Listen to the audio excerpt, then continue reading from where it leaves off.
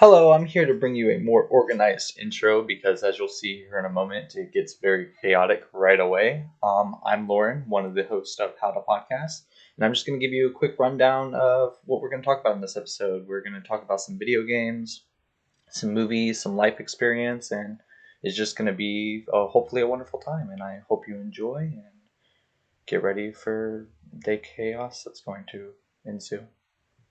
And I wish you the best of luck. Do we all want to start off? Do we all want to say like we just welcome to sucking each other off? No, what? Welcome to Suck 'em and Fuck 'em. Ayo, welcome to How to Podcast, where we find out how to podcast. I'm Lauren. Robert. My other male co-host is Robert, and then my other co-host is Chelsea. And today we will dive into a bunch of random topics. We're going to just talk about whatever we want to, and that's just kind of how things are going to go. That's just how our podcast is going to be structured. It's called No Structure. The structure is that we lack a structure. Exactly. That's the concept here is that it's whatever. It's fine. You know, the burning house. It's the dog meme where it's the animated cartoon dog and he's in the house and it's on fire and he goes, "This is fine." That's this podcast. And I guess we'll get in a little bit to it. I don't remember exactly how long ago, but I wanted to do this podcast for at least a year and a half. Robert's known that I've wanted to do it for at least a year. Chelsea, do you remember how long I've wanted to do this? I mean, we've been talking about it for a while. It's definitely been at least a year and a half. I almost want to say a year after I started doing YouTube, I kind of wanted to do a podcast, but I don't know for certain. And I also don't remember exactly what year I started doing YouTube. But I'm fairly confident at least a year and a half. Like the name of the podcast I've had since the beginning of the idea, which is How to Podcast. I don't know, I just something I came up with and I've liked it and I haven't thought of anything else. I mean, I remember when we went to go look at your grandma's or your great grandma's house. Yeah. You were talking about turning the basement into a podcast area. Well, yeah, and that was definitely 2 years ago. At this rate, like even if you want to pinpoint there, that's at least 2 years. So yeah, we just plan on talking about whatever. Eventually, we'll also have segments that'll regularly appear. Got a few ideas for that, and I'm sure my co-hosts will come up with some things too. Oh, I have to do stuff? Yes, you have to do. Topics are hard to come up with. I mean, mine was fairly. I feel like what I'm going to talk about it was fairly easy. It's very topical, and I could literally. I was saying that my topic I could talk about the whole podcast. Like we don't even need anything else. I'll just sit here and spout off the whole time. Well, yeah, the first one, it seems like I kind of just, get the feel for it kind of thing. Yeah. With everybody's topics that we suggested. You guys are glitching out really bad, so this is a lot of fun for me. Get better equipment. Hey, you scrub. I don't know. I can't fix your problems on your end. You kind of sound like a piano. A piano? What chord? Oh. Maybe it's because we have better internet connection. Oh. Because now my Discord has cut out. You wanted to move out into the middle of nowhere and start a podcast. Hang on. I'll fix this. This is beautiful. See, I told you it was going to be chaotic. This is how I expected the podcast to go. Immediately, a few minutes into the podcast, internet just dies. What more could you expect from a dumpster fire? Yeah. So did it just... I mean, it would explain why we sound like a piano to see. I don't know what that means. It's because our internet. We just sound like... Hey, are we back? Can you hear us now? I can hear you. Okay, so the reason why this is a dumpster fire is we have shit internet, and the internet cut out for a second, and that's why we were a piano. We're back. We're good now. We'll see how long the internet survives. Real quick, what piano? How did I sound like a piano? It was like doo doo. We're playing a song. What song? Like somebody was hitting piano keys. What song were we Were we like a Beethoven or? We were the sixth symphony. Listen, I didn't know if it was my internet, if it was your internet, it's ours. but someone was We live out in fucking the it middle of up. nowhere. We're garbage. Who wants to do the first topic? Anyone in particular want to go? Whatever, whoever. Whatever. I like I said, if I do my topic, I will talk about it all day long. Well, that'll get us into the swing of things. Yeah, okay. So I've chose Spider-Man No Way Home. It's right around the corner. 5 more days from when we're recording this podcast episode. Very excited, and I could just sit here and talk about it. I'm excited too. I know, right? Like, I could sit here and talk about all the theories. Some of them could be really dumb and probably won't work out, but I'm just so excited. I just love Spider-Man. Like, I usually hate Marvel, but Spider-Man's my favorite character. Oof. It's hard to do Oof. Spider-Man wrong, except if you're sadly Andrew Garfield. And I feel like that's not against him. I think, like before we even dive into No Way Home, I guess I'm going to say my least favorite was Andrew Garfield. And I don't think that's his fault. I think it's the way the story was written. I think, like, they have him as this high schooler, and Andrew Garfield doesn't look like a high schooler. I'm sorry. Well, they do that a lot. Well, no, it's fine. Tobey Maguire, obviously, he was way older than a high schooler, but he looked like a high schooler. Andrew Garfield did not. And then, like, in the next movie, they put him in college, and I'm like, well, what's wrong with doing that in the first place? Why couldn't he be in college in the first movie? And I think that's Tom just Holland one of my major gripes. Spider-Man. Yes, Tom Holland is great. I don't know. It might be just because I'm old. My boy Tobey Maguire. I think Tobey has the better movies, and it leads up to the villains and how the villains are portrayed in his movies.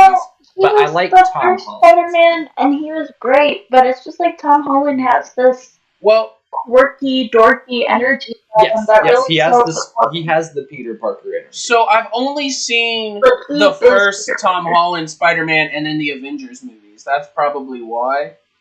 So I don't even know like what the plot of the new Spider-Man movie is gonna be. Like the new one that's coming out. out. You haven't seen the trailer? It's it's this podcast, but way more organized. Even though it's chaotic, it's more organized. Basically, the rundown of the trailer is Spider. So at the end of the last movie, Spider-Man's identity is revealed. Everyone knows he's Peter Parker, and he's like, everybody knows he's Spider-Man. Yeah, everyone knows he's Spider-Man. Everyone knows he's Peter Parker, and he's like, that's a no-go. I don't like that. So he goes to Doctor Strange, the Wizard Man he met in Endgame. Yes, sir. And Infinity War. I saw the Doctor Strange movie. And he was like, yo, homie. Totally become my second favorite Marvel character. Yes, and he's like, yo, homie, I know you're a magic wizard dude. You got something, right? And he's like, yeah, I got a spell. Everyone will forget that you're Peter Parker and Spider-Man. And he, wait, everyone?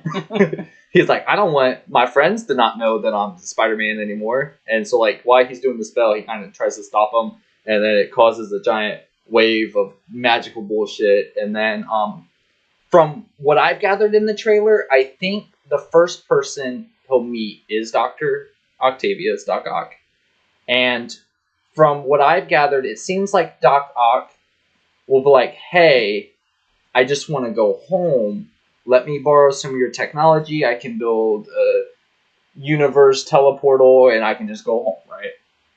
And I think that's all a ploy. He's going to act like a good guy. Hey, I just want to go home. And then he's going to allow all these other people to come into Tom Holland's universe. Wow. Especially because there's a line from Electro, Jamie Foxx, in one of the trailers where he's like, look at this place. Like, kind of like Tom Holland's world is better than the world that he was living in. So basically, what you need to know is that Marvel people have been waiting for the multiverse for a very long time. Yes. And now it's happening. Now it's happening. Now we're getting the multiverse. Now we're getting characters that we would like to see interact with characters that we haven't seen interact before. So, like, people got really excited during WandaVision because they thought... I know, they played us. Evan Peters showed up in WandaVision that it was going to be the multiverse, but then they kind of just... major spoilers to everything. Everything is being spoiled today. Thank you for... Maybe you should put a disclaimer at the beginning. Spoiled it? Well, just in case you didn't know those were spoilers, they're spoilers. Okay. and everything we will talk Well, about. Evan Peters plays Quicksilver Yes. in the X-Men movies, but there's also another Quicksilver. Yeah, no one knows him. No one remembers. But they're not the same Quicksilver. No. Which is a little weird. Well, I mean, even in WandaVision, he technically, that Quicksilver that we've seen, the Evan Peters one, I believe isn't even real. It was all... Well, no, he's not even Quicksilver. He's just some guy. Yeah, exactly. He wasn't even real. So, I mean, so there's still a chance Evan Peters could be Quicksilver. Like, it could still happen. Especially... Evan Peters is Quicksilver. Well, like, I even have the idea, because obviously Marvel in this movie needs to explain how some of these villains are back. Because, you know, Green Goblin dies at the end of the first Spider-Man movie. And last we seen Doc Ock, we can't confirm he died, but he was drowning at the bottom of the river. Well, that's how multiverse works. They come from a universe where they haven't died yet. Well, I still think that they're from the movies that we've seen, but we see... They took a hiatus. Well, no, They're like, peace out. Well, Green Goblin takes his last breath or whatever, but there was no confirmation he died right there. They buried him. They went to his funeral. They buried him. He's an evil corporation. You don't think they could have faked his death? They put his head in a freezer. I'm like just They saying, just Disney. put Harry through all of that for no reason. Yeah, I mean, but he was psychotic anyways because of the the fucking chemicals he was putting in his body. And then Doc Ock, he could have been pulled, like, when he travels, it could be immediately from when he was drowning in the water, right? We probably won't see James Franco, though, because that guy's got a lot going on. No James Franco will be attached to anything. But that's okay. I mean... Well, haven't they already confirmed that a different dude's being Hobgoblin? Because that's what James Franco in the third movie There's was. rumors that Ed, his Tom Holland's friend, the one kid, he's rumored to turn into the Hobgoblin. But, like, the legitimate one. Like, the one that's mutated and monstrous and stuff like that. But that's just... I don't like that guy. So it hasn't been... You don't like his friend or the Hobgoblin? I don't like his friend. He's a terrible person. I don't like him. Why is he a terrible person? Listen, he's just a shitty friend. What? He's just a shit friend? I mean, what did he do wrong? He's kept his secret, and then in the second movie, he just wants a girlfriend. Okay, but no, because he's a self-centered douchebag. How is he self-centered? What did he do? Oh my gosh! At the party, he was like, "Peter, you gotta come to the party and be Spider-Man." And he's like, "I don't know about that." And then he's like, "Everybody will make fun of me." And it's really because he's wearing a stupid-ass fedora. Yeah. And besides that, and then in Spider-Man 2, like, he's literally ignoring him the whole time. There's some fucking girl. And then they break up at the end of it? What the hell is going on? Okay, listen. Wait, is Peter Parker's best friend a nice guy? No, I mean, maybe, probably. Maybe. Wait, he doesn't have a neck beard, so we'll see. Alright. We'll see what happens. Listen, I just don't like him. Like, I can understand your viewpoint, but also, like, if you find out your friend's Spider-Man, you're not gonna want Spider-Man to show up to something. You're not gonna be like, okay, but then he acts like it's Peter's fault when he had other shit going on, and he was like, "Listen, I saw some shit." And he's like, "Well, I got made fun of." Well, he needs to grow as a person, and he's gonna grow into the Hobgoblin. And he's gonna grow into the Hobgoblin. Now, I like the theory. Now, the one kid, Flash, in the new Tom Holland movies, yeah, it's rumored that in Far From Home, the second one, he's like shown talking to his butler or whatever, right? Like through text messages and stuff like that. And at the end of the movie, when they come home, he's not picked up by his parents. There's a theory that his parents died or something like that while he was on that trip, and he's gonna get adopted by the Norman Osborn of the actual Tom Holland universe, because we haven't met him yet, and that he will become the Green Goblin. Oh. So they'll have Flash Thompson as what's his son's name? I can't think of it now. You said it earlier. What's Norman's? Harry? Yeah. So there's rumor that Flash Thompson might get adopted, and they might change his name to Harry Osborn, and he will become. I don't like that. I don't like that kid. I don't like him. Well, yeah, that's the point. You're not supposed to. He's Flash Thompson. He's the jock. I don't like anybody. You're not supposed to like. You don't like. What about MJ? How do you feel about MJ? I like MJ.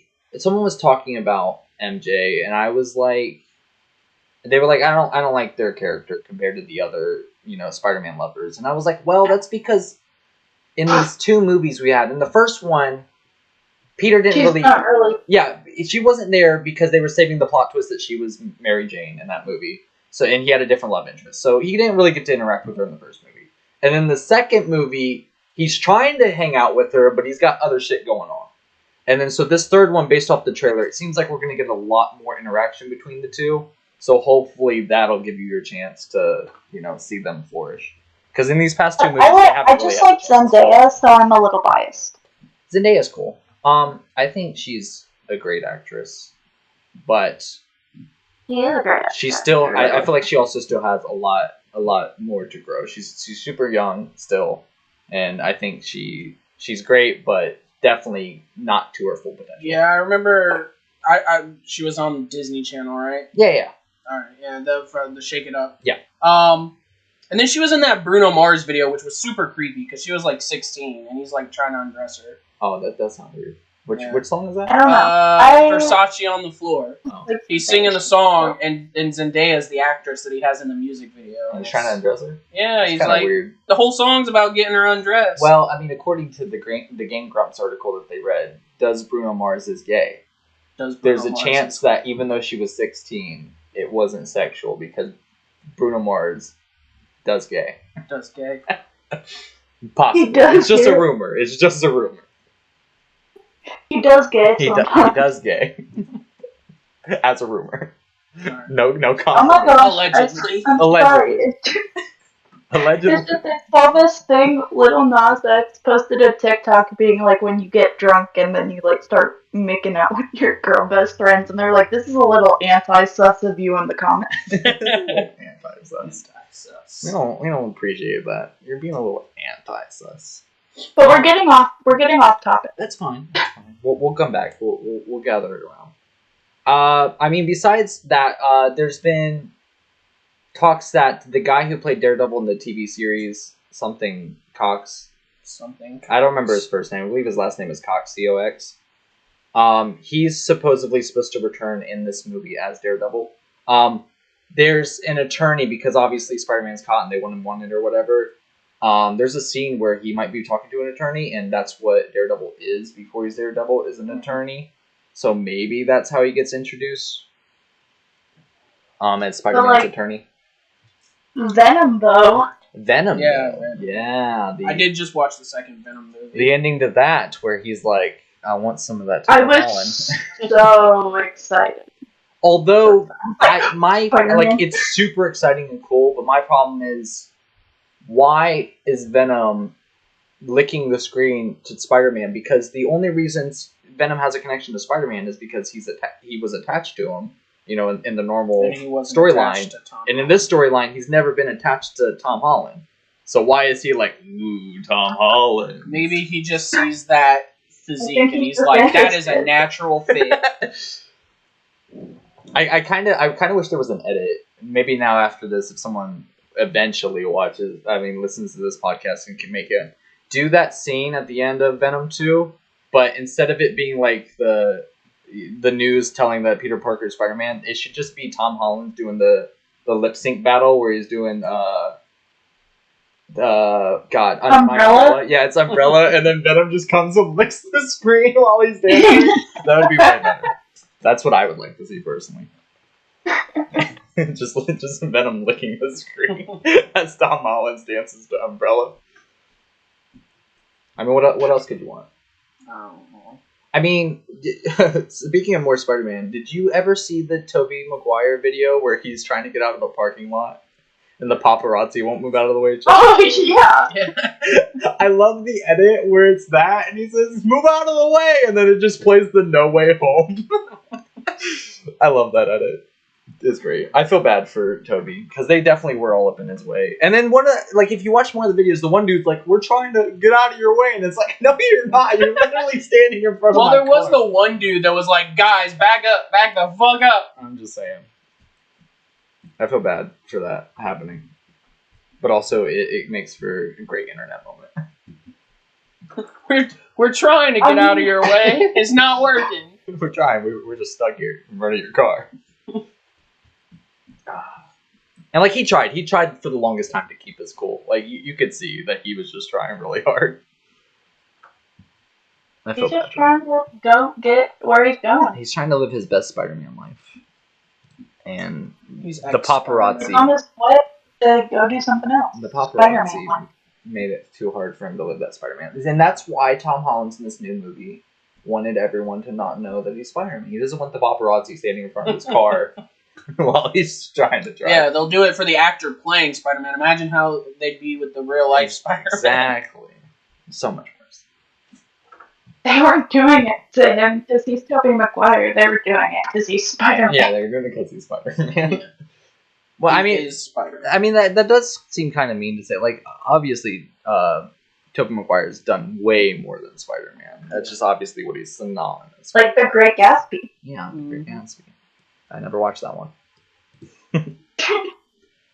But I do know he was in it. I mean, I could dive into... I like the, so, something... I watched the villains panel. It was, why am I bad with names right now? You have the actor who plays Doc Ock. I don't remember his name. Then you have, Jamie Foxx as Electro, and they had Green Goblin... William Dafoe, that's his name. They had William Dafoe. They were talking about, so they were asking questions and stuff. And in that, little interview, they showed off a extra Green Goblin outfit, and he's kind of got like the tattered classic Green Goblin look in like one of the outfits that he wears. Mm-hmm. And I kind of like that. I kind of like that we'll get to see these guys in some other outfits. Because obviously there's the scene with the classic Green Goblin that we know from the first movie, yeah. But then they also gave him other outfits. Like Electro's kind of wearing like this electrical worker's outfit in one of the scenes, and then it also seems like Doc Ock gets a hold of some of the Tony Stark nanobot tech, and his claws are like made out of the nanotech. Nice. So that seems kind of cool, and we'll just get to see some different things with these guys. I'm like, we know that we have all these different villains in the movie, and there's big rumor that the other two Spider-Man's going to be in the movie, and now Daredevil. Like, how many people though are going to be in this movie? Like, are we going to get... Like, we've already revealed this much, and they said it's going to be the most chaotic, probably even bigger than Endgame.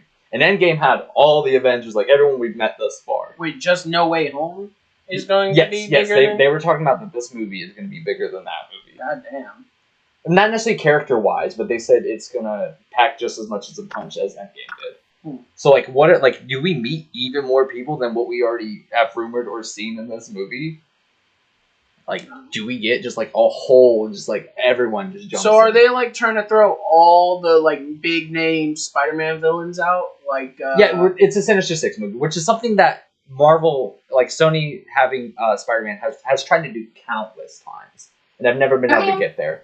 Because, like, the first three Spider-Man movies, there was supposed to be a fourth one. Leaking stuff. What? Tom Holland's known for leaking stuff, so maybe we just gotta get it today. Yeah, so the Tobey Maguire trilogy, there was supposed to be a fourth movie, and it was going to lead into the Sinister Six. Because the first movie had Green Goblin, the second one had Doc Ock, and the third one had Sandman and Venom. Yeah. And then so the last one could have introduced two more villains, and then, they were going to do a Sinister Six movie. And even in that universe, I think Vulture was hinted at, like there was a character or something like that. But obviously that never got to happen. Yeah. And then even with the Andrew Garfield one, you had the first movie, which was with the Lizard, and then the second one was Electro. But at the end, we got to see Rhino, and that there was a Green Goblin character. So again, they tried to do it, and it just ended up the second one. Every time it fails. Well, now we've got this third one, and it's actually finally happening. We're getting a Sinister Six, movie finally after 3 years. My boyfriend's little brother, he's like 3, he loves Spider-Man, and he calls Electro NATO. He calls him what? NATO? I don't know why. He's NATO. But he'll be like, I'm Spider-Man, and you're NATO. And I'm like, who's NATO? Who's NATO? I don't quite recall that one. I did hear that both Kirsten Dunst and Emma Stone won't be in the movie. So we won't get a cool little female girlfriend interaction scene, sadly. Kirsten said it was because of the pandemic, and I don't remember why Emma wasn't asked. I assume because Kirsten couldn't do it, that they were like, well, no point grabbing Emma. I mean, she's also doing Cruella. They're filming the second one right now? I think so. I'm not 100% sure. I would totally get into that, but I ain't trying to take up time. There's things I think about that movie. Yeah. But we can save that for a different time. I don't want to get into that right now. If people want to hear that, let us know. I love movies and video games. I'll sit here and talk about them all. Well, maybe she was filming Cruella when this movie was being filmed, because Cruella like just came out. I mean, yeah, there's a chance, but I'm not entirely sure. I just know that Kirsten said it was because of the pandemic that she couldn't do it. Mm. I'm gonna leave it there. I'm not gonna try to eat up all the time with just Spider-Man. If anything, part 2, we do it the next episode. just every episode, the movie's been out for like a year. And I'm just like, bro, Spider-Man, no way. So Spider-Man. So Spider-Man. This is the Spider-Man podcast. So Spider-Man. We'll move on to someone else's stuff. All Spider-Man, all the time. All Spider-Man. All Spider-Man. We're gonna choose a new topic and we're gonna just convert back. Just go back to Spider-Man. Okay, what's the next topic? What do you want to do? All right. Well, Chelsea, you mentioned, and Lauren mentioned TikToks. I recently got into TikTok. Well, you mentioned. I said memes. Okay, memes, TikToks. Memes, TikTok, same thing. What are TikToks if not just memes? There are a lot of things, but I mainly use it for memes, yes. Yes, I finally downloaded it this month. We got to convert to TikTok. What'd you say, Chelsea? I said Vine times 2, but I don't. That's not what I meant. Like Vine. Just Vine. Just Vine itself. Vine. Yeah. So how's your experience into the world of TikTok? Was it weird at first? Like because obviously it's not dictated to your taste. How was your first few TikToks? All right. So where we live, there's a lot of truckers. So the first 12 TikToks were just people in their trucks or super racist people. And beautiful. I was like, wow, of course. But, I was messing around. What? Were you just like, this is what I was missing out on when you got yes. I was very into the racist truckers. They are my favorite thing. No, I was just... now I found a few where I'm kind of starting to... You were listening to all day today. It wasn't the same TikTok, but it was the same guy. Same guy, yeah. Where he's doing these custom raps and just all this morning it's just over and over and over again. I was like, bruh, you need to find a new TikTok. Alright, find a new guy, please. I was trying to go through and see if he had any other ones because I stumbled upon one that was funny. And it was fucking so hilarious. Funny. He's oh, how did it was just start? The first line. It was the cockroach line. Yeah, it was he was I live with cockroaches, about 10 of them. Yeah, it was. And it was so fucking hilarious. He was doing a rap parody of a song. I don't know which song, and that was the first line, and it was so funny. I didn't care for the rest of it, but that first line. Yeah, so I was trying to find other ones that were good like that, and he had some other ones that were pretty funny, but that one was probably the best one, I think. A little spoiler into someone else's topic, but I'm going to talk about temporarily. I worked at a pizza shop, and my friend, one of my coworkers, he was into TikToks, and he liked this guy. He was a New Yorker, and he worked in a bodega, and he would say the same phrases in all the videos. He's making people sandwiches, he would tell you how to make them. And then my friend would always say the line that he says where he's don't forget the bevy, never, never, never. So he would just go around the shop all day. That's what he was. If I had to describe his character type, my coworker was just making the same jokes every single day. You're just rewatching your favorite meme just over and over and over again all day long. It never changes. How fast did it get old? I don't know. It kind of had its own charm. It was kind of stale, but also it's this is him. It's got a charm to it. That's I'm so I like watching conspiracy theories and the crazy shit people are coming up with. So I've been diving kind of into that with TikTok, because there's a lot of conspiracy theorists on TikTok. Yeah.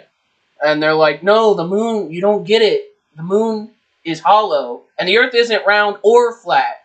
It's a donut, or it's a dome, and we can't escape. And I'm like, bro, We can't escape. We're stuck. We're stuck on Earth. That's why we ain't on Mars yet. We stuck. can't get past the force field. I can't. What about you? What's your TikTok experiences? So I don't know if you guys have seen the TikToks of the girl in the Starbucks uniform. Potentially. You'd have to describe some of the goings on.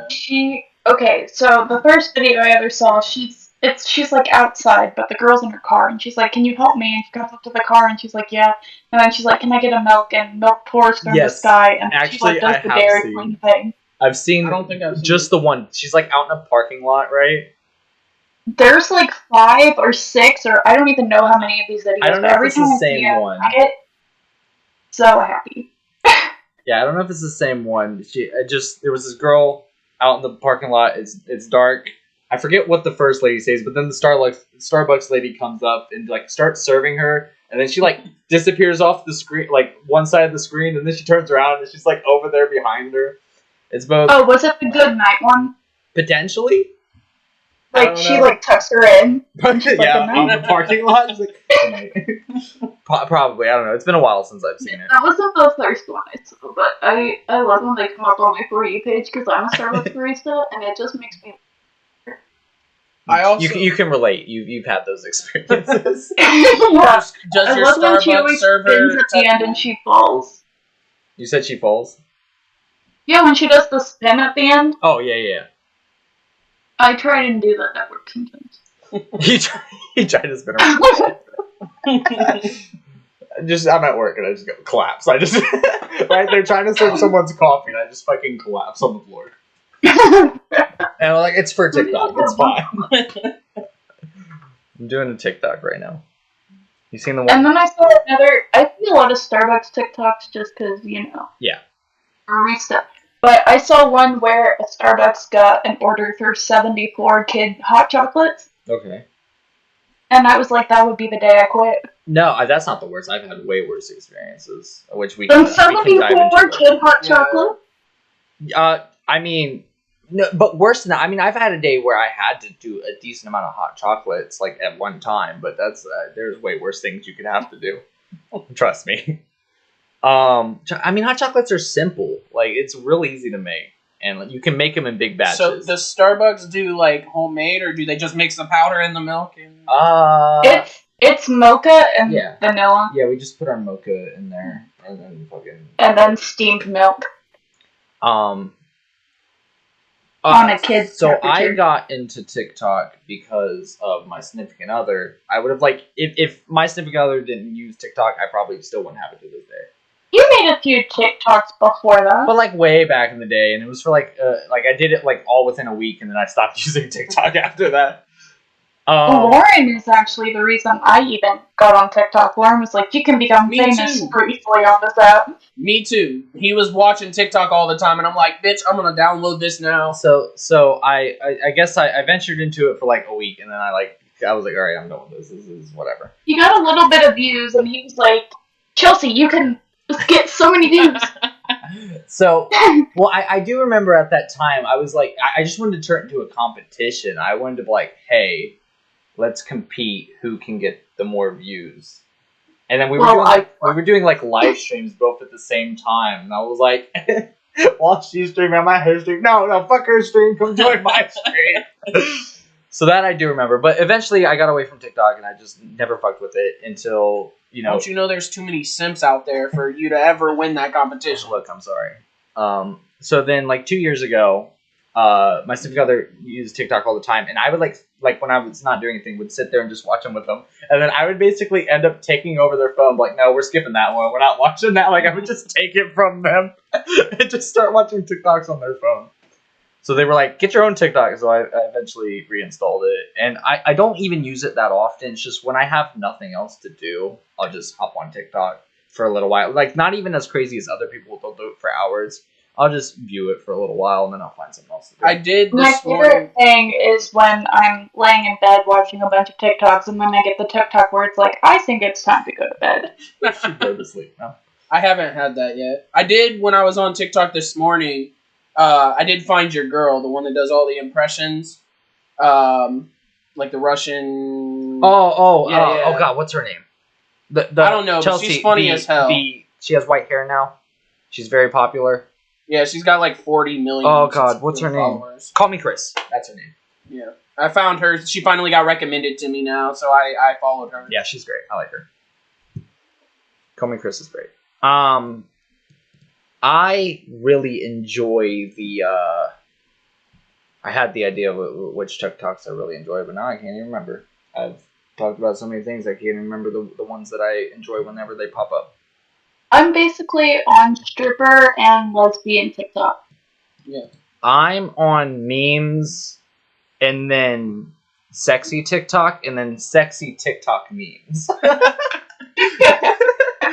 And I am still establishing mine. But like I said, it'll change. It's mostly conspiracy I will theories get and strippers, shit. and I will get lesbian, and then I'll get lesbian strippers. Oh, I remember. My favorite ones is it's this couple. It's this girlfriend and boyfriend, and she'll start the video by saying, "Okay, you find your girlfriend cheating on you in this scenario. What do you say?" And like he'll enter the room and then say something funny, and then he'll close the door, and then he'll say another one. Seen some. I love those ones. Those ones are great.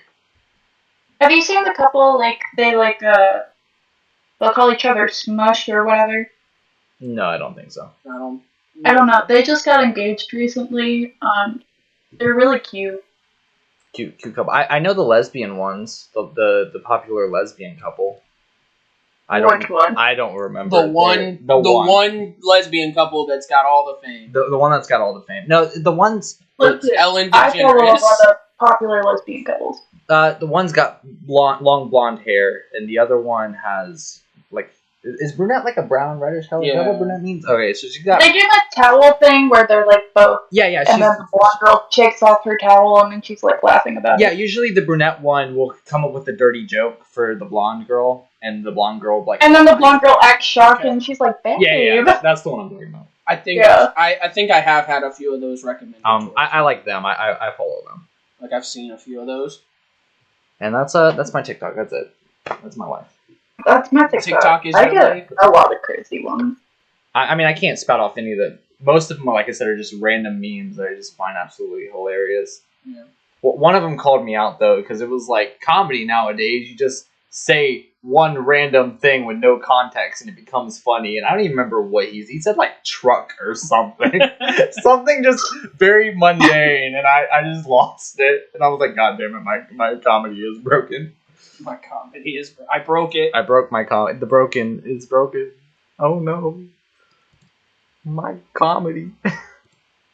Comedy. It's broken. Help. All these guys that do weird comedy sketches, but they're not like haha comedy. They're like just really off the wall weird stuff. Like the one I just watched, like he goes into this girl's room and then all of a sudden he has vomit on him and she like vacuums it up off of him. What the fuck? It's really weird. And the comments were like, this is me trying to explain my dreams. Yeah. See, I don't know. I don't like random comedy. If I just add a bunch of random shit, I don't think it's fun. It can be. I feel like it's got to be in the right context. Like I don't think all the time random equals funny, but I think like that's why What the Dog Doing is so funny because at first it's a joke about hey, whenever you grab gum, everyone wants your gum, and then it ends with the dog wanting the guy. What the dog doing? You know, it's random and it's funny. What the dog doing? And then that spun off into its own thing. Yeah. Eventually, after many years of sitting on the internet, and that's the great thing about the internet. Something will be funny and you've seen it. And then other people will discover it, and then it'll blow up. Like the John Cena meme, where his name is John Cena, the dude on the phone call. I seen that way before it became super popular. Mm-hmm. And then it blew up, and I was like, yeah, I beat you guys to it. I watched it before it was cool. Yeah, I was a hipster. I watched it before it was cool. Well, that's not just with memes and stuff. It's like anything, like trends in general. Will become popular, and then they'll be like, Mom, your fashion style was so lame, and then their kids are also wearing the same shit their mom was wearing. I like the trend, the Google trend meme, where they find a word that's used now, and then they go back, and it's like, they used it it spiked up and they were using it in 1842, and then they'll play the song and then have them saying the word or whatever. You showed me a few. I need to find where I can see some of those. Memes, you just gotta, whenever memes pop up, you gotta watch them and then you gotta like them, and then you'll just start getting a bunch of memes. That's TikTok. That's TikTok. That's it. That's all TikTok is. That's all TikTok is. I stay away from the weird side of TikTok, I guess. Yeah, I'm trying to algorithm the racist shit out of my TikTok. I don't want Republican TikTok. I'm trying to algorithm. You know, like, you can, like, hold it down and, like, say, this does not interest me or something like that. Oh, see, I didn't know that. That's too much work. I just ignore it. I just don't like it. It'll get flushed out of the system eventually. It'll go. If I just like all the things I like and don't like all the things I don't exactly. like. Why can't they just read my mind and tell what I like and what I don't like? Yeah, I don't like that. Ugh, gross. I mean, they try to, because how long you spend on a video, like, even if you don't like it, if you watch it all the way through, they're like, okay, it's got something interesting. They'll at least give you another shot. Similar. It's like, well, I mean, at least I watched it. Let's give them another. And then that's what happened. You watched. You were like, oh, what's this racist dude talking about? And then you watched it, and then you got trapped. No. Yeah. Now you're stuck. Well, that's the problem with the racist ones. You don't know that it's going to be racist before. They're not like, racist. Spoiler alert, this is going to be the most racist shit you've ever heard. Alright, now let's do the video. I feel like they should. There should be just a warning. This video contains racism. I will get like a misogynistic dude talking about some stuff, and I'll be like, what the heck? And then it will be a stitch, and then a woman will start. I like the joking ones. I like the ones to where they're misogynistic, but you know it's a joke. Like, you know they're just joking about it. Ooh, that's a big boy. Sorry, we're here Daddy Long doing the podcast, and I just look over, and there's a giant Daddy Long Leg just chilling on the wall. He's interested in hearing what we got to talk about. Yeah, he's our only viewer, our only listener. He's like racist. Oh, he's doing the stick bug dance.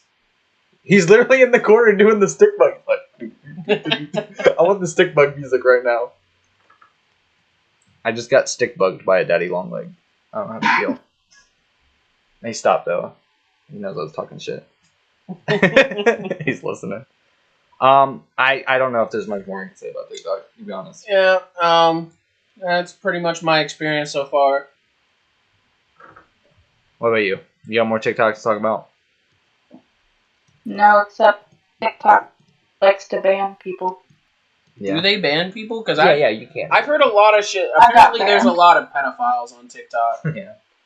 And it's because they don't get banned. At least that's what I heard before joining TikTok. I haven't got no algorithm. I got banned, and I don't know why. I haven't used TikTok for like a month, and then one day I logged on, and it was like, you violated too many community guidelines. So I was like, I haven't even been on this shit. The only way I can relate to that is when the first time I ever made a Twitter, all I did was literally follow a few accounts, and the next time I tried to log on, it was like, sorry, you've been banned. And I was like, for what? For following people?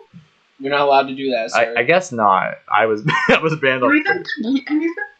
And then I eventually, a long time after that, made another Twitter. I used it a handful of times, and then I don't use Twitter. I never downloaded Twitter or Instagram. Honestly. And I don't use Facebook. How that works I'm off the confuses grid. me. That's why I never used Reddit either. That shit confused me. Yeah.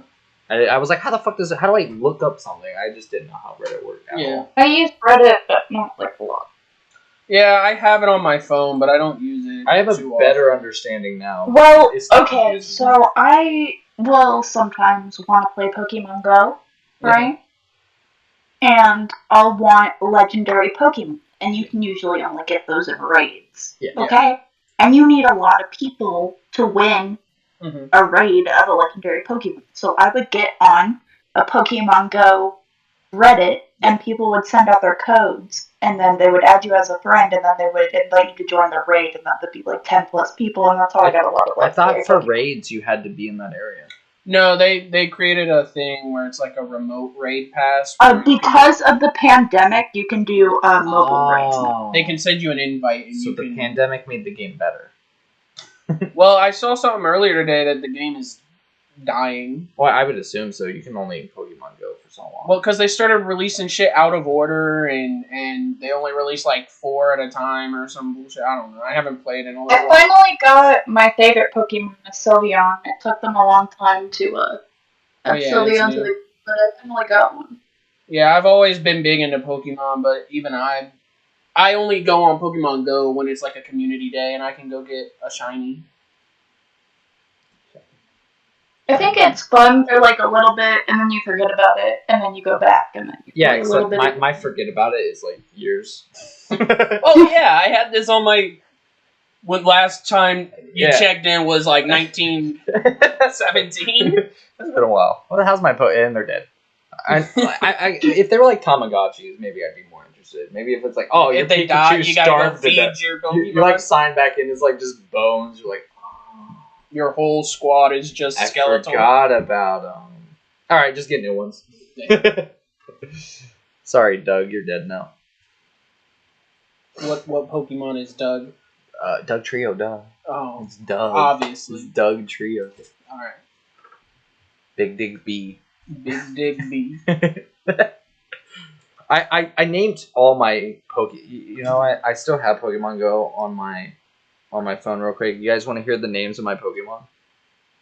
No. Is there a Big Dig B? No, you don't want to hear the names of my Pokemon. I don't want to do that. Come on, they're unique. And I named almost all of them. I don't think I named absolutely all of them. But I tried to give them all. Didn't you just take a lot of them off of Pokemon Go to put them on Pokemon No, just Sword? the ones I liked. All the rest of them could stay in the game. I don't care about Aren't them. the ones you like most likely to have the names? No. No? No. You didn't name the ones you like? No, fuck that. Alright. I like them, but fuck them. Alright. We've moved on to now Pokemon Go. Where are we going now? Where are we Pokemon going now? Pokemon go to the polls. No. No. I understand trying to be topical and relatable, but no. Don't do that. That's a no. At this point, that's not even topical. It's older than some kids out there. It's a yikes for me. Yeah. Let's move on to jobs we had, since I kind of touched on it earlier. Jobs. Yeah, we'll move on to jobs. What kind of jobs have you had? Blowjobs. I told you I was going to make that joke. I told you I was going to do it. I ruined it. So the first time I used that joke, because we were talking about your topics, Chelsea, and I was like, at first legitimately listing off jobs, and I was like, I had a blowjob once. And I was like, dang, I'm sad I wasted it here. I wish I would have done it live. Because it would have been great. The comedic timing would have been way better. I ruined it. But on a realistic note, I've had many jobs. Too many. Who wants to go first? Let's talk about the jobs. My first job, I worked at McDonald's, and it was not fun. Mm-hmm. And I only worked there for 6 months. At what time? What special menu item did they have at the time? I mean, the McRib was back. Again? Yeah. Or was this the first time that it was back? It was the first time, like 1974. I don't know how long the McRib's been around. Think I keep track? No, it was in Florida when I was still in high school. I was 17. And my first job, I got hired on at Dollar General. They were building a new Dollar General. And they hired a bunch of people. They hired like 30 of us to build the store. And then they fired all but 2 of us. So I worked at Dollar General for like a week. Yeah. And they fired me because I was still in school. And then I went to McDonald's. And I worked there for 6 months. And I didn't like it. And then this bitch assistant manager was like, we were having a lunch rush. And the fucking assistant manager was like, you need to hurry up. And I was like, you can help. And then she got all pissy and was like, you can go outside. And so I went outside and I sat there for a minute. And I was like, you know what? Fuck her. And I walked home. And I did not come. I only ever came back for my last check. And I was like, I'm in high school. I don't need to deal with this dumbass shit. And that was my first job experience. If I talk about my jobs, do I also have to go into detail about the countless stories I have with all these different jobs? Because, like, I could pick a job and just tell a bunch of stories from that particular job.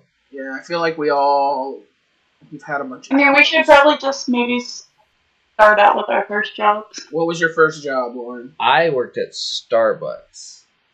If you don't want to count like working at a carnival or something like that. Like if you want to talk about governmental. Did you do Starbucks before like the Renaissance Fair? Yes, Okay. definitely. My first governmental job, but not as an actual government job, is the Starbucks. How was that?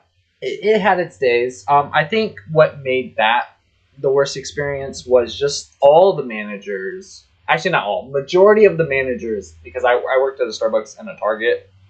That's what made it bad. Was our managers.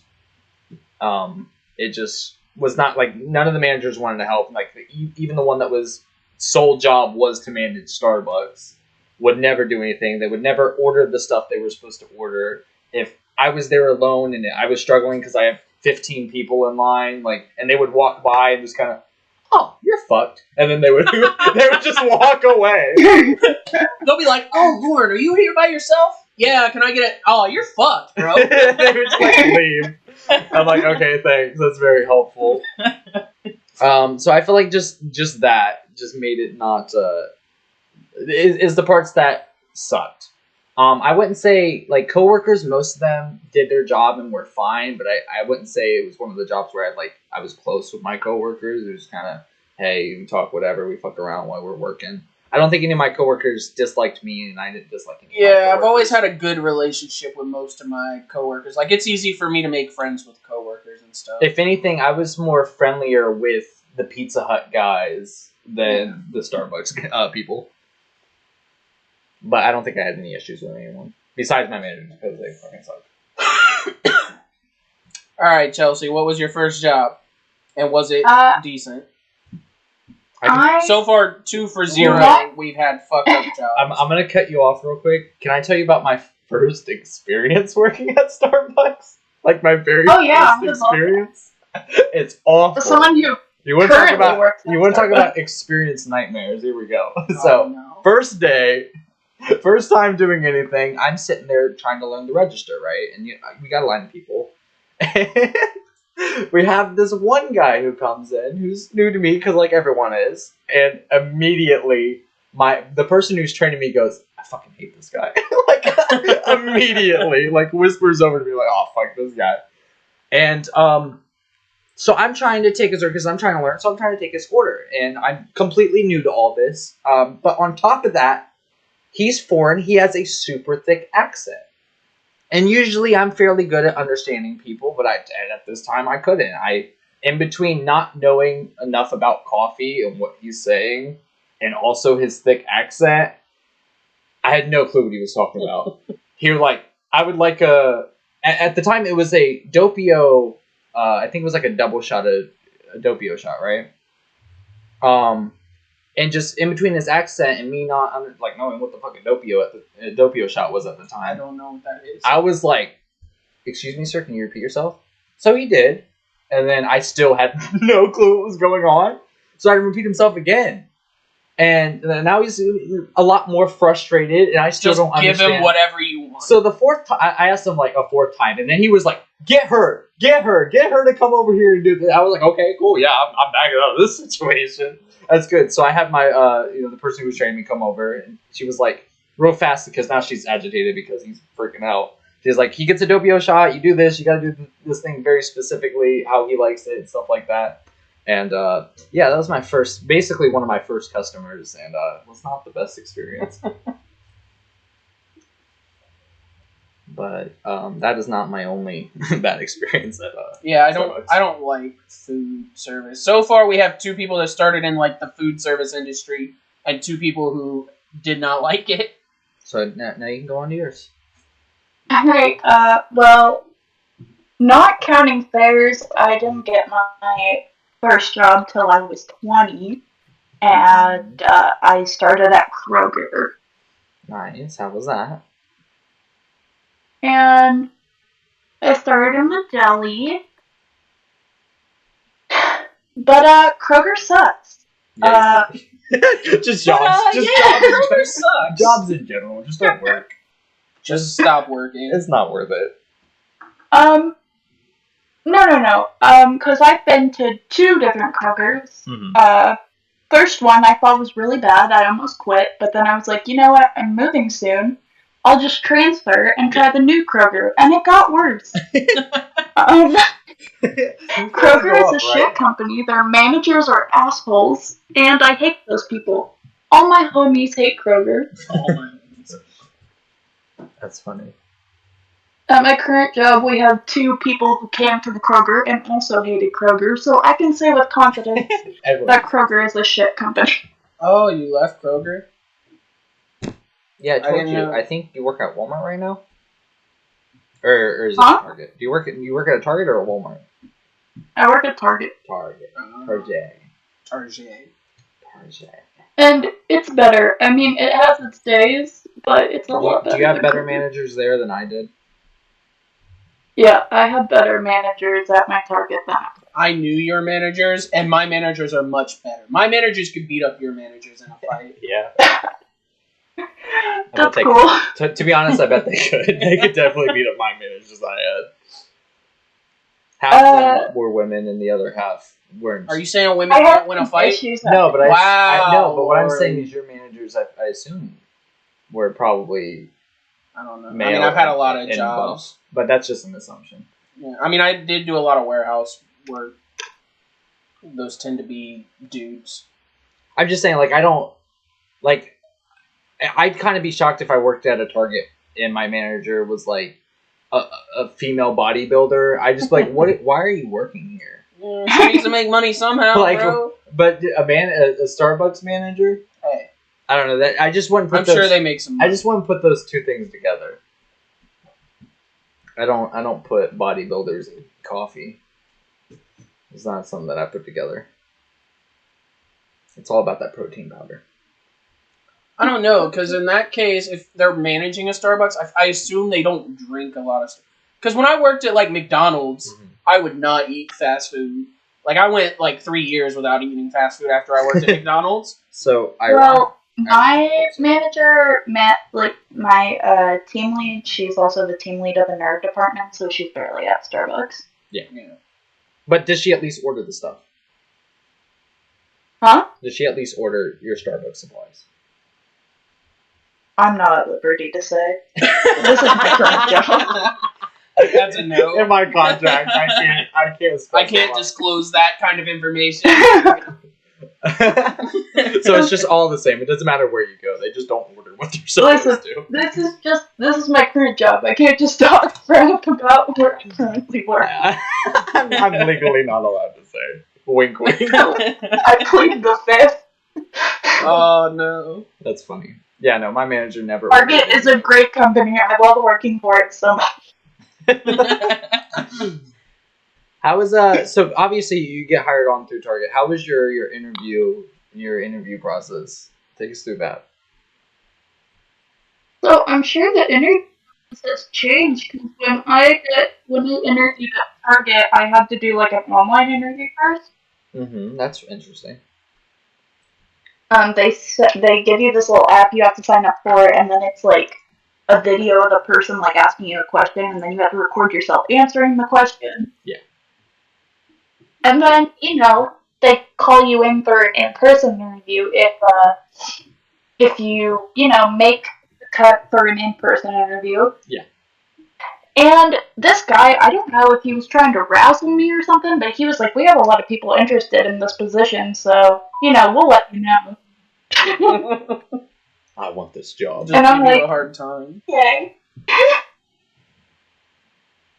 And I had just quit my job at Kroger because I no called, no showed, quit, didn't even give them my 2 weeks, just stopped showing up. Please. They want you to prove that you want their job.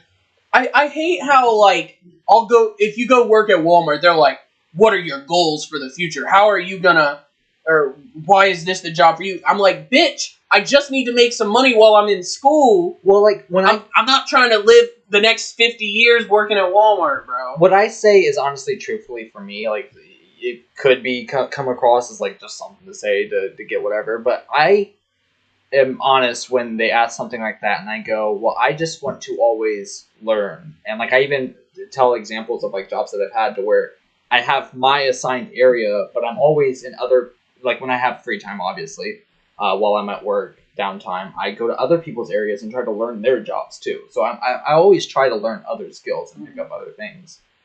I mean, I was honest. When they asked why I wanted to work at Target, I said I was working at Kroger, and they were overworking me, and I hate that place. Yeah. Fuck that job. That's how you get a job. You bash their competitors. No, I was like, if you would have said that you hated Walmart too, they would have hired you on the spot. I mean, I even told them, I was like, if you guys start overworking me, I will quit. I don't know if that's something you want to tell your employer. Yeah, because they're gonna. No, I told them. I was like, as long as you guys don't overwork me, I think I'll be a great worker. But if you overwork me, their follow-up question: what do you count as overworking? 4 hours a week.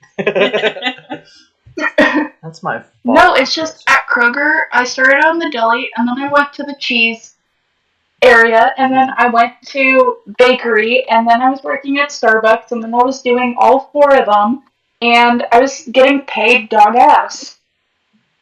Sounds about right.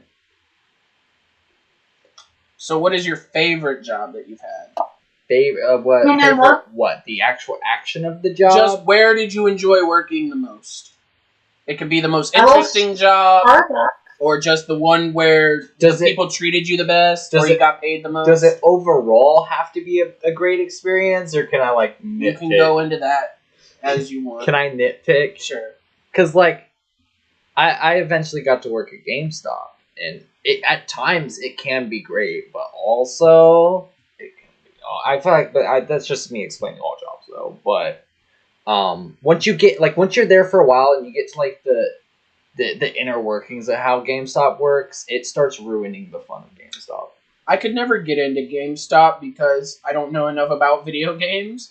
Well, they would always be like, "We'll contact you later," and then I'd never get a call back. Well, I mean that's fine. GameStop has evolved to where it's not just games. Tech is also a big if you or even anime now because we also certain GameStop sell products of anime stuff like that. So if you have any knowledge of it, because we don't expect you to hit all the marks, as long as you have knowledge of one of those 3 things, you can get a job at GameStop. I have plenty of upselling. I've been a cashier a lot. I can upsell. Oh, you want this game? Here, we got a bundle. You get this game too. Yeah, $20 more. That's the thing. So my prior experience to GameStop, I worked at a Family Video, and that's kind of what we had to do was, get people to join our free membership, and then kind of whenever we had some sort of deal, talk them into whatever. I'm like, oh, I see you got this movie. Well, if you get that one, if you go pick another movie of the same type, you get a 3rd one for free. And you kind of get them to spend that extra money. So I got my experience from that job, but there were still things I don't fully enjoy.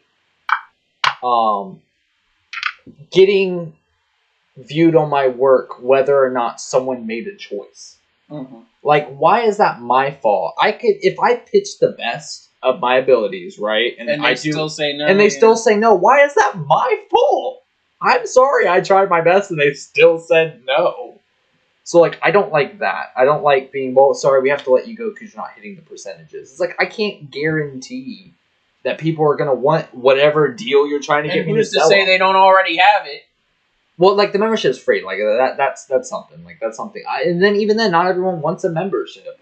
Even if it's free, I don't want to sit here. Maybe they don't go to GameStop often. I'm just saying, I don't want to sit here and take the time to do that. I just want to go home and watch this movie. Mm-hmm. So I never really enjoyed that concept. But I'm perfectly fine with you coming in and you ask me about a movie and I know about it, or I can recommend movies. I love that. I can do that all day long.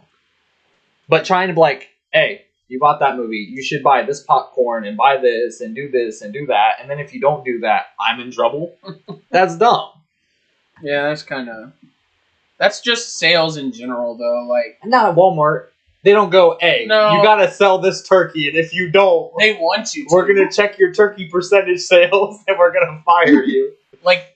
I've done gas stations and Walmart and stuff, and they want you to try. Whenever you have a chance, that's fine. People are looking at gum in the aisle, they'll be like, oh, you can get 2 gums for $3. No, that's fine. I think it's okay to encourage that behavior, but it shouldn't be the deciding factor on if I can work here or not. Yeah. But you should definitely strive to, like, you know, even if they show interest, to at least pitch it. I'm fine with that. Just, like, my job shouldn't rely going on. Yeah. I'm very deal-oriented. Like, right now, Starbucks is doing a spend 20, save $5, so it brings it back down to 15. So if people's total comes out to like $17, I'm like, listen, if you spend like $3 more, your total's gonna go back down. Yeah. You'll actually save $2 if you spend. That's another thing. So like GameStop, we had a membership, and it saves you so much money, but because of people's experience, they just think we're trying to trick them, and we're trying to make them spend more money. And I'm like, well, GameStop has a reputation. I'm just saying, like, you save so much money with the membership as long as you buy the certain things that's going to save you the money. And, like, trying to pitch that, people say no just because they're like, how am I supposed to trust you? I've never used my... Like, I have thousands of points at GameStop, and I've never used them because I don't know how to fucking... So, around the pandemic time, we were doing, if you sign on, we give you $10 you can use the next day. And then you also get $5 every month to use on almost anything in the store. So that's instantly... Our thing costs $20, and by tomorrow you already save $15 on that. So you spend $5 to get the membership. It's like, well, we pitch people, and that's just that immediate benefit. And people were still kind of like, I don't know, man. Like, it's $5 basically. But then I gotta come back tomorrow. But you're going to anyways. Do you know that? What if For the most part. What if I don't go to GameStop? All like okay, that? then yeah, I can see you not wanting the membership. But even then, as long as you come in once a month, that's our thing. You get $5 a month. As long as you use that month. So if you're coming in at least once a month, why not get the membership? If you're coming in once a month to get a game, you're saving $5 on that game every month. My place... I haven't stepped foot in a GameStop in years. I was only going to them because I worked at them, and then afterwards, the way I left, I knew everyone at all the GameStops around where I lived, and the way I quit, I didn't want to have to interact and explain my actions. No. So I stopped going to GameStops. So where we live, there's not a GameStop within an hour, but I do still go up there every now and again to get a game because I like having a hard copy of the game. I don't like downloading stuff online. Like, I want to have a hard copy of my game. Sounds kind of weird. I don't understand that logic, but that's fine. What logic? Of having a hard copy of the game? It's just... why do you need a hard copy? Well, most of the time people want it for collector reason. I guess. I don't know. I'm not super into games. I'm just saying, like that's like vinyl records nowadays. Why do people want vinyl records? It's just... I literally buy PlayStation Now once a month just so I can keep playing Fallout New Vegas. So... Chelsea's playing Fallout, bro. I was about to say, we were talking about that earlier. I've never played a Fallout game, and he was like, you gotta start with Fallout 3, and then New Vegas, and then Fallout 4. And I only suggest that not because they're better or anything. I just said that, me personally, it's a lot harder to play the newer version of a game, and then go back to an older one. So that's why I suggest he starts with one of those two first. I'm just working... And then never play Fallout 76, right? Well, so at its launch, no. But now, it's not as bad as it used to be. It's at least as long, like, the best experience is to play with people, obviously, like people you know. I think I started playing 76 once in like 2019, and some kid was like, "Hey, do you want my gun?" And I was like, "Sure." And then he shot me, so I logged off. That's online gaming for you. You want this gun? This gun right here? Pop, pop. So, there's a lot of things in Fallout 76 that I would totally enjoy. Like, it's all about, it takes place in West Virginia, and it's all about a lot of, like, mythical creatures, like the Mothman's in there, and just a bunch of cryptids and stuff like that, which really interests me, but I just don't enjoy online games a lot. Yeah, me neither. And because... Just don't enjoy a little kid coming up and shooting you for no reason. And the style of it, it's more of a level up RPG type of game where, like, you can, it's, if you want to do certain things, you should be a certain level. And I don't prefer that type of game. Like, I don't want to be locked. I can't really do something because I'm under level. Grind, yeah. Yeah, I don't really prefer that. I should be able to go there no matter what. It shouldn't really matter. But they'll probably die more easily. I'm just saying, like, I should, like, no, they're not completely locked. You can still enter that area, but I shouldn't, like, completely get my ass kicked by the same enemies I've been killing everywhere else in the map. they're just way leveled up now. I think that's kind of dumb. They're beefed up. Why are they stronger? They roided up. There's no difference. They roided They don't up. look different.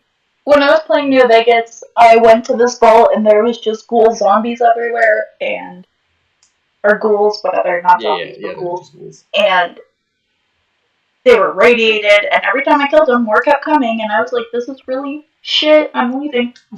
All I will say for the Fallout franchise for 3 New Vegas and 4, very similar storylines. So get ready, like the main quest, get ready for it to be fairly similar. That's just kind of their structure. I don't know why. They slightly changed some things around the story, but it's a similar path. What you're telling me is don't rush through. I gotta find my dad. I gotta find my son. Hey, I wasn't trying to spoil it like all like that, but you're kind of doing the same thing, different people. At least for the main story, like the overarching main story. That's not to say the stuff in between isn't different. I watch a lot of Fallout videos on YouTube, all about vaults and stuff. The Vault lore is cool. Like, you want to talk about lore in Bethesda games? Vault lore is some of the coolest lore. Well, like I like the Elder Scrolls. I've watched a lot of Elder Scrolls lore, and then I've played a little bit of Oblivion, but mostly it's Skyrim because I started with Skyrim. I think I hate Skyrim, especially the lore aspect of stuff like that. I think you'll enjoy the Fallout lore because you enjoy conspiracy theories and stuff like that. And that's not to say Fallout's filled with them, but like when you find out the truth about some of these vaults and stuff like that, you'll enjoy the lore aspect. And it's not in your face. It's not like directly, hey, this is what's going on. Yeah, you have to find it. I'm always in anything I get into. Vaults, you kind of have to like read stuff and find stuff. Yeah, you have to either through the environment figure out the story, or through reading some of the holotapes figure out the story. Yeah, anything I ever like get into, I'm always big on the lore. Lore is a big component for like a video game or a book or like anything. To me. So I think that will be your most favorite part about Fallout is just exploring the lore. I don't know how you're going to feel about... I want to know more about Vault Tech, but there's only so much. The thing I don't know how you're going to feel about because it's more gun versus melee. Like you can melee, but it's more gun oriented. Mm-hmm. So I don't know how you're going to feel about that aspect. Yeah, typically I don't play shooter games, but I'm willing to give it a try, you know. It's still Bethesda, I think that's why I don't like Skyrim, because I think I'm more gun-oriented than melee. I don't really like using swords. I personally think, like, I'm not into shooter games, but I think that there's more satisfaction killing someone from a distance with a gun, for me personally, than, like, rushing into every combat, slicing and like, I know you can sneak in Skyrim, but I just think a lot of the combat's just head on, and I feel like that's not as satisfying to me than shooting someone from a distance. I do like playing Fable, and I use like swords a lot, but like that's about it. Yeah, that's the thing. So in Fable, you have magic, guns, and swords, and you can use whatever you want to use and level them up how you want to. And I think I like that. I think it's a nice balance because I don't typically choose one spit. Like when I play Skyrim, I use bow almost 85% of my runs. I'm sneaking in bow and arrow. That's just how I play. And then Fallout, use whatever guns that I want to use at the time. But Fable, I think, I don't know how, if it's based on how they made it or whatever, but I do a nice balance. I'll use guns sometimes, use magic sometimes, use my sword. It's not, I'm not ever playing the game using only one thing. I mix it up. So Fable, I've played all 3 of the Fable games. I love Fable. Fable 2 is the best one. Mm-hmm. Come at me. I know you like Fable 3 the best. I like 3. I think 3 has the better story. And also I like the magic. I do like that Fable 3, you're the child of the hero in Fable 2, and then like you're the prince or whatever. And I do like... Or princess. I also do like the spell weaving idea, but Fable 2 I like better because you've got the 3 heroes, you gotta go find them, you gotta go... I don't know, it feels more like what I'm into. Well, do you know, so the overarching beginning of those games, you know how they're very similar? Mm-hmm. someone close to you dies and you gotta Yes. go. Expect not necessarily someone close to you dying, but expect when you play the 3 Fallout games I've recommended to have a similar path like that. What Fallout's your favorite one, Chelsea? Yeah, what do you like to play? Fallout or Fable? Fable. Or Fallout. Well, let's go back to Fallout real quick and then we'll jump back to Fable. What's your favorite Fallout? Well, I think I just like 70. No, wait, no. New Vegas the most. You like New Vegas the most. Why is that? What's so charming about New Vegas for you? I don't know. Like, I did like Fallout 4, but it got boring and I had to mod it to have fun again. Okay. Is that because you played it a lot, or was that just something that just happened fairly quickly for you? I just thought it was kind of like the main quest was kind of boring to me, and I didn't feel like there was a lot to do. I just feel like there's so much to do in New Vegas. Okay. Well, I find that interesting that you say that, because New Vegas in Fallout 3 is more of a full-on wasteland. Like, there's not as many locations, at least from what I remember. Fallout 4, there's like a city, and then there's like a bunch of other stuff like on the outside of it. But like in New Vegas, I don't know. There's something about New Vegas I really like. When I first played it, I sucked at it. I was going the wrong way. And these fucking flying things kept killing me every time I tried to leave the first town, and I quit playing it. I believe, but BOAT, right? So I hated New Vegas at first. I thought it was too hard, but now the more I play it, I really like it.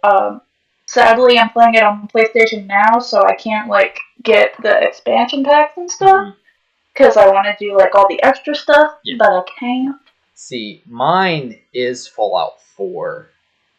I played 3, New Vegas, and 4. I think the reason why I like 4 is because they added to where you can build your own settlements. And without mods, they give you quite a few different areas to build settlements. And I've spent a lot of hours just building settlements in the game. I don't really think I like that part. My second favorite part is they added... I don't know if it was in the other ones. If so, it wasn't as good as this one. You can modify all the weapons. And then if you play modded, you can even modify them even further than that.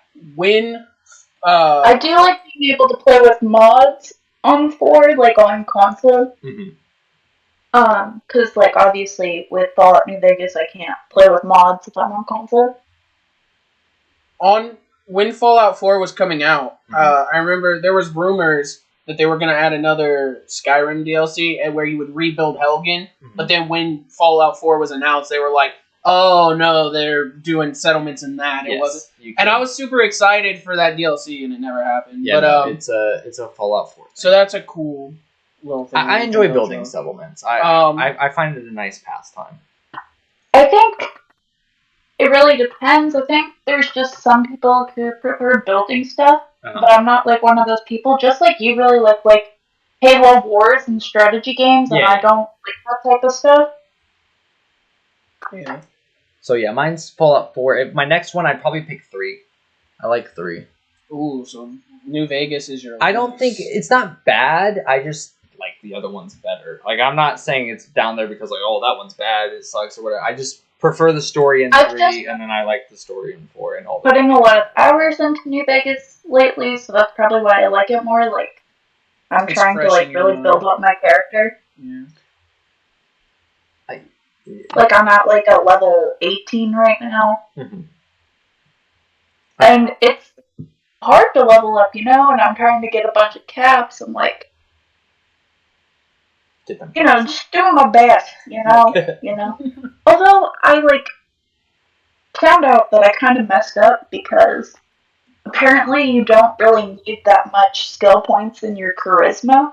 I guess if you just build up your speech and your barter, it really charisma doesn't matter that much, but I put like 7 points in my charisma. Yeah. I usually put, especially because in Skyrim, speech doesn't really matter that much, but in Fallout, certain choices are locked behind speech checks. So I usually, when I play, put a decent amount into my speech right away, so that I can get those speech checks. I put a lot into my speech and my science, But not as many as I should have. Another reason why I really like Fallout 4 is because I feel like it really emphasizes your upgrade when you level up and you can choose your upgrades and stuff like that. I feel like it emphasizes that way more than the previous games had. It's just how I feel. I think that it does better with the level up system and the perks that you can get for leveling up. I mean, I like the perks in New Vegas. No, I'm not saying the perks are bad. I just think like the perk tree in the other Fallout games is really just a page full of text. The Fallout 4, like, you have to keep building up certain perks. Yeah. Like stars and stuff. Yeah, so how it works is you there's 10 levels in each categories, and when you level up, instead of putting it into a perk, you can put another star into one of your already established abilities to level that up, so that you can unlock perks later on. And that's something that you can't really do in the other Fallouts, at least not like easily. No, you can't really get more skill points later unless you get like gosh, what's it called? It's like you have to pay like 2,000 to 4,000 caps for them, but you'll get another point. They're called like enhancements or something. But also, you can only get so many enhancements based on your agility. Now, I will say that Fallout makes it a lot easier to level up because of the settlement stuff, because every time you place an item, that's experience. So you can cheese the system and just keep building things, like just spamming shit to level up real quickly. Yeah. But obviously, the higher level, the more it's going to take to do something like that. But you can kind of cheese it if you seek to do so. Yeah, I'll definitely have to check them out at some point. I've been planning to do it for a while. Playing Fallout 4 with cheats, like a mods cheat, I do like. I don't think I'm a very serious player when I play video games. I kind of just want to have fun and be able to like do everything. Yeah. So I do. That's the only way I like playing Fallout 4. If I can just like get a cheats holotape and just do whatever. Now, how do you feel about Fable? Which one's your favorite Fable? Which one's my favorite Fable? Yeah. That's hard because I like Fable 2's story, but I like Fable 3's graphics. Okay. See, I just like Fable 3 overall, everything. She's a fence sitter. You're a Fable 3 guy. Yeah, I'm all Fable the way. 2. I'm all the way. And she's like, I like Fable 2 and 3. The story, the mechanics, the graphics, everything. I think if Fable 2 looked like Fable 3, then I would like Fable 2 more. But I like all the stuff I can do in Fable 3, like all the towns and all the quests and stuff. But like, I like the main story of Fable 2. Yeah. I will say, so from Fable 1 to Fable 3, you lost a lot of the magic. Like, in Fable 1, you had like 40 different spells you could do. And in Fable 2, you had like 24. 10. And then in Fable 3, you had like 10. But you could mix them. And that's what I was going to say, is that I like spell weaving because it added some new flavor into the spell casting, because you're losing a bunch of spells that used to exist and no longer do. But I did not like the Road to Rule. I didn't like having to go to a separate area to get my stuff. But I missed the game kind of just pause it and like put my points there instead of having to like go to my pause it and then walk over to the Road to Rule and then have to walk all the way to where I wanted to buy something. I can understand that, but also the game, I feel like, does a nice balance of, hey, we're stopping right here to send you to the rule of the road of the rule, and that's when you spend your experience points. But I just didn't like that. Let me ask you this. Even if you say Road to Rule is okay, why did stuff like my ability to buy a house or play a sport or dye my hair and clothes, why did that need to be an ability like magic or sword play? Like, why couldn't I have just gone to the shop like I could in Fable 2? I would say, as a developer's viewpoint, so that when they came up with that idea, there was more for you to buy with your points. Imagine if they took all those out and you could just purchase that with your money. Then what's going to be in the road to rule? Barely anything. Well, the same stuff that was logically, in Fable you 2. should just be able to buy a house and rent it out. I know that, but I'm just saying why they probably ended up putting those in the road to rule is so that there's more for you to do there. I guess. Because if you take all that out, you can level up your sword fighting 5 times, so that's 5 chests. Mm-hmm. And then magic 5 times, so that's 5 more chests. And but what I'm saying is I didn't like the road. 15 So chests. just give me less points then. But then that defeats the whole mechanic. Why would I do that mechanic then? Why can't you It was just a go to a stupid shop mechanic. and buy it? Then buy the upgrade. No, what I'm saying is take all the stuff that I could buy at a shop out of the road to rule, And now but then make it harder to get points, and then so I can't just go buy the 5 things. Okay, but now you're now not getting rewarded as much because now it takes you twice, triple as long to even go back to the road to rule to buy an upgrade. So now your progress feels way less. I will say it's a lot easier to get money in Fable 3 than it was Fable 2. Yeah. I'm not saying road like to in rule is Fable best, 3, but I think if I just bought a bunch of houses right at the beginning of the game, then I did not worry about the final threat. Yeah. Obviously, I didn't know that with my first playthrough, but after I knew that, I can just rent out a bunch of houses, and the final boss isn't as bad, like saving money in your treasury. It doesn't matter as much because, like, I've been saving money this whole time. I'm rich, bitches. My recent time playing, I never did the chicken races, but boy, oh boy, can you make money off of them. Can you? Oh, I've never really you done. can make mad bank. And there's not that much of a risk either. Like, if you bet the right way, you basically will get a fuck ton of money. And there's no risk. Are you recommending gambling? Yes, I'm recommending that you gamble. You want to make money the fastest in that game, it's once you unlock the chicken races, that's the fastest way to make money. So I just think that whole concept of the road to rule is dumb because, like, in Fable 2, if I want to be better at blacksmithing, I go and I make swords. Yeah. But then if in Fable 3, if I want to be better at blacksmithing, I gotta get to a certain point in the game to where I can buy that chest. And now I'm magically better at blacksmithing. I think you're viewing it on the most basic level, though. Like, it's a way to reflect on your story so far because they tell you all the people you've met and the people that's on your side. And you interact with the magic lady more. I don't remember her name. But that's where you interact with her.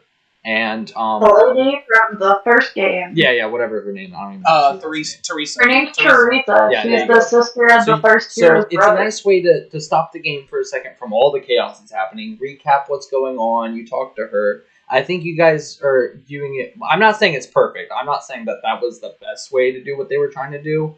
But I think for what they were going for, they accomplished what they were going for. I do like that but I'm just saying it's not good. What? I'm just saying it's not good. No, I'm not saying that the way they did it was the best way they could have done it. But I don't think, for me, I don't think it's a negative. It's just kind of a neutral. It could be better, but I don't think it's the worst way they could have done it. I do like that the 3 Fable games are a connected story, because you start off in the Age of Heroes, and there's heroes everywhere, and then your sister is Teresa, and your town gets sacked. And then in Fable 2, you're like the last hero, and Teresa's the seer who's trying to like get in the spire and shit. Mm-hmm. And then in Fable 3, she's like a ghostly whatever, and she's like guiding you as well. And then that brings us to Fable 4. With not much information, what do we think's gonna happen? I honestly have no information. I saw the There's trailer. just a teaser trailer. It's not even an actual trailer. It's just a teaser trailer. That is it. Yeah. Yeah, we have no gameplay. I want to say... Who dies this time? That puts you on your story. If they're keeping it connected... Who's going to die this time? Yeah, the first one was your... Just village? I don't know. I never really played the first one. The first one, your village gets sacked by bandits. Sorry. Your second one's your sister. Yeah, and gets the third killed by one, the king. The third one is your significant other. By your brother. Or but they don't have to die. No, they don't have to die. You can choose a bunch of random people.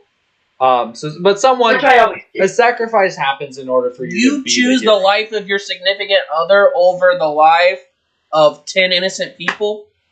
Yes, I do. Every single time. And it's not even 10 innocent people. Based off It's the a bunch of poverty levels in that innocent people. town, He, I like, think they blows were up the going to die ground. anyways. Yeah, I mean, I've done it too, but I don't do it every time. Shame on you. Well, I like being able to find my significant other later and get married to them while I cheat on them with a bunch of other people. So then, not only do you kill a bunch of innocent people to keep your significant other alive, then she goes to go marry this other person, or he goes to marry this other chick, and you're like, nah, fuck, marry me.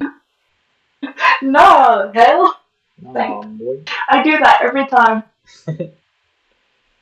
So Not originally, because I didn't know it was an option. I just thought if you saved them, you never saw them again. I'm just saying, so who's dying in Fable 4 to kickstart your hero's journey? I don't know. Or honestly, do you think that it's going to still be connected? Because at this point, it was already 100 years in Fable 3. It was 100 years after Fable 2, and you're the son. Okay, what if this or is daughter. a prequel? What if this is a prequel? No, I'm just saying. What if this takes place before Fable 1? Like, what if this before Fable? Before so all then, that. like, there's a chance because there's like it looks like old times, but like even older than we used to, and like very magical. The Heroes Guild, that'd be real. That's a cool concept. Like you're the founder of the Heroes Guild. I found them. They were in my basement the whole time. Yes, like one of the original heroes. Exactly. Yeah. You're the first one. That is a really. I didn't even think of that. So who had to die? I was just thinking linear. What if the whole world died and you had to start a whole new world, and that's what kickstart your hero's journey? Just the whole world dies. I don't think that's going to work. And you start a new world. I think as long as it's not like the Connect game. Not like the Connect game. What's wrong with that one? I never played it. I never played it either. We played it, remember, Lauren? It was at GameStop. You played it. I don't know if I ever played it. I played it in a GameStop. They had a Connect set up, and you throw magic, like just throwing your hand out, like fireball, fireball. You're stuck on like a rail track in those type of games, and you just throw magic at enemies that pop up on the screen. Definitely took out all the fun of Fable. Yeah. I don't know how they thought shooting fireballs at people was the best part of Fable. They were like, yeah, let's turn that into a game. Everyone loves that part about Fable. Honestly, there's so many spells that are better than Fireball in Fable. I liked force pushing people off of cliffs and shit. I always combined the sword with anything. It didn't matter. The sword's cool. Sword with everything else. In Fable 3, I would always mix like the gust of wind spell with the ice spell, so you make like a fucking blizzard and throw it at people. Just a homemade blizzard. So Fallout 4, the whole world dies is our theory. What else? Do you think we get to be a different race this time? Like we can choose our race? Like a hob? Or like a hob would be cool, to be honest. Because the hob's backstory are children who get lost and get turned into hobs. And then they get turned into them. And there's even looked up there are still demon doors. Well, I also looked up like even more lore. There was supposed to be I don't know if it was called the Hob Catcher or something like that, but there was supposed to be a Hob character that is the one that kidnaps the children, and that's how they get turned into other Hobs. It's via that Hob enemy, but it got scrapped and it never became a thing. No, so I really do, now that you've pitched it, that this is going to be like a super prequel to the first three. Yeah. I really do like the idea of you have to go around and find these like main characters and start the Heroes Guild. And Chelsea just mentioned the Demon Doors. Maybe that comes into... Like, maybe the Heroes Guild, the original heroes, were the ones that set up the Demon Doors are so boring. But they're important. They've always been there. Although they do change. At least in 3. I don't know about the other ones. But 3, they suck. You fucking solve a riddle. You walk inside of a void area. You collect your item, and then that's it. There's nothing else. Well, in Fable 2, at least they change it. Like, there's one where you go in, and it's like a burnt-down house, but you go in there, and it's like a mythical weapon. It was like the I'm just saying, like, one of the ones I remember in 3 you go into, it's a tavern area. Like I said, everything's a white void beyond that. You go inside, there's a bunch of skeletons dancing and having a good time, and you pick up your weapon and you leave. That's it. They have some of those in Fable 2 as well, but they also have one where, like, there's one where if you get married or if you propose in front of the demon door, they give you a free house. I'm just saying, what's wrong? Yeah, there's a house inside. What's wrong with the demon doors being a little small story thing? Like, you know how you do that. I'm just saying you do. Well, if the original people in the Heroes Guild are the ones that like created the demon doors, it could be a story plot. I'm just saying, what's wrong with like, you know how you do some of the side quests in Fable 3? Like, one of my favorite ones is the D&D one, where you go into their D&D world. And they so what's wrong with when I go into a demon door, we have something like that? Yeah, just a fun little thing. That's a cool. And I still get a cool item at the end, but there's more than just, all right, here I'm in this place where nothing's happening. I pick up my item and leave. The problem with the D&D one is you don't get anything out of it. So in Fable 2 and Fable 3, they both have this quest where it's like, oh, you have to go get this person to fall in love with you. Yeah. And then you get the choice to either marry them or kill the other person. Mm-hmm. Yeah. Because, like, so there's the ghost one in Fable 2 where you have to, like, this girl, like, killed herself or something along those lines. And, like, you have to make the guy fall in love with you, and then you can either get married to him or, like, reject him so he ends up killing himself or something like that. And then in Fable 3, there's like this rich dude who like is trying to divorce this woman. She's like, make him fall in love with you so that I can like win the divorce. Yeah. That's in the first the first major city. But then he's like, you know, you can marry me and just kill her. Yeah. Don't quote me, but I think they had that in the first one too with Lady Grey, the mayor of Bowerstone. Somebody told you, hey, go convince her to marry you, and then you could choose to kill her or not. Because she comes back as a zombie in the second. Grey. What? Not the ghost, the zombie of Lady Grey. Yeah, the dude brings her back to life in the second one. I remember in the second one that stone like sculptures was like at least somewhat of a thing, and like you could get statues of yourself placed around town. Yeah. And Fable 2 they had gargoyles, and then Fable 3 they had gnomes. I've never found all the gargoyles or all the gnomes.